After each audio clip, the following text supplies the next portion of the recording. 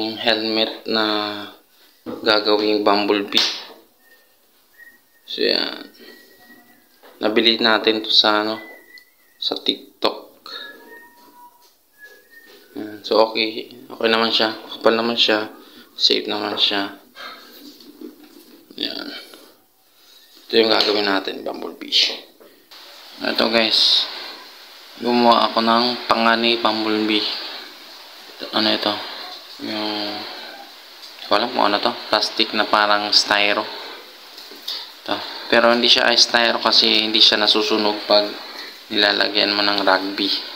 Ito, nilalagyan mo niya, hindi siya nasusunog. Ibig sabihin, hindi siya styro, plastic talaga siya. Yan, so gumawa tayo ng pangani bumblebee, dalawa yan. So yan, ganyan. So ito naman guys, yung tenga ni bumblebee. Dito yan. Ito na to, gulong to. Ito mo yan. Gulong ng laruan ng bata, bike. Yan. So ito naman yung mukha niya.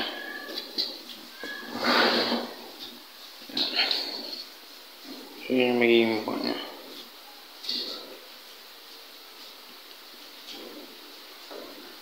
Guys, bumblebee yan guys.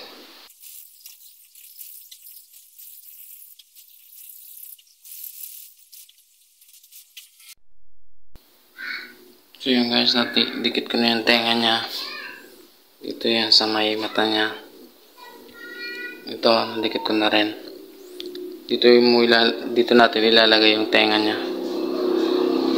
Yung, ay hindi, ito yung parang sungay ni bumblebee.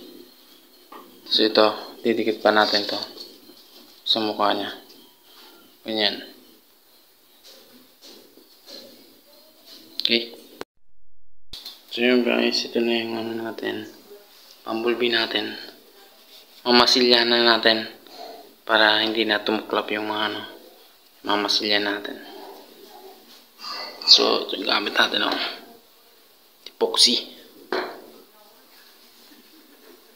Yan. Okay. So ito na guys yung ating bumblebee. Pinalitan natin ng Pulitough yung natin pandikit kasi nga yung epoxy masyadong malapot tapos matagal tumigas. Ito naman sobrang mabilis tumigas kaya nahihirapan tayo. Ang hirap niyang pero yung kinalalabasan niya mas gusto ko siya kumpara doon sa epoxy. Epoxy kasi ito medyo kumakalat siya, hindi mo siya ma-form ng maayos. So yan, ito kikis-kis natin yan ng liha para kuminis. Tapos ito sinishape pa natin. Parang inuukit pa natin kaya mahirap talaga. Pero tingnan nyo naman yung forma niya. Kahit pa paano okay na. Bumblebee na talaga siya. Kulang na lang yung ito. Kung gagamitin natin. Pag ganyan. Diba? So, ayan. So, ito na yung guys, So, yan, na natin, nalapatan na natin, tapos, nalihan na natin ng konti. Yan. So, yan yung kinalabasan.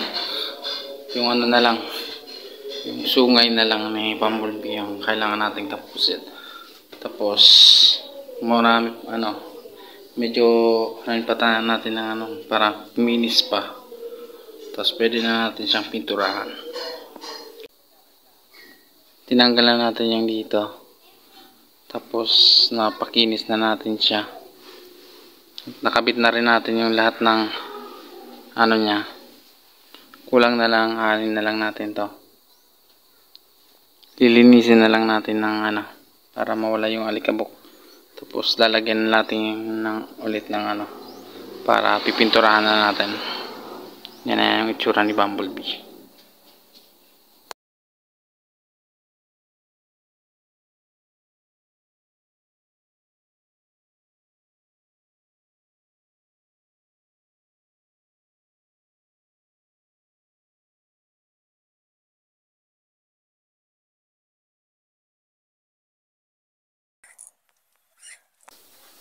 Yung mga details guys. Tingnan yung details. Hindi naman siya ka-smooth. Ganon yung pagkagawa ko. Pero pwede na rin siyang pagtsagaan. Yan guys. So ito hindi ko tinakpan. Hindi ko yan tinanggal para makita na lang legit yung ating ano.